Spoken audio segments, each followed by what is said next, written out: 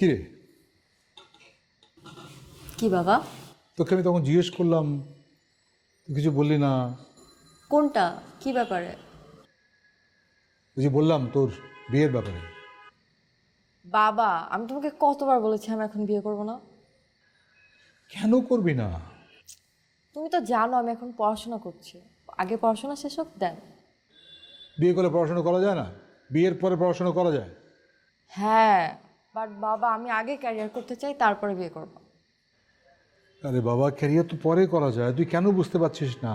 আমি এমন একটা চাকরি করি, আমার একটা পেশার চাপ আছে, আমি ইচ্ছে করলেও তোর সময় দিতে পারি না। তোর তো মাটা নেই, থাকলে তো আমাকে চিন্তা করতে হতো না। আমার তোকে নিয়ে খুব টেনশন হয়। বাবা, আমাকে নিয়ে একদম চিন্তা করো না। তুমি তোমার ছেলেকে নিয়ে ভাবো। তুমি তো জানো আমি কখনো তোমার মান সম্মান নষ্ট করবো না।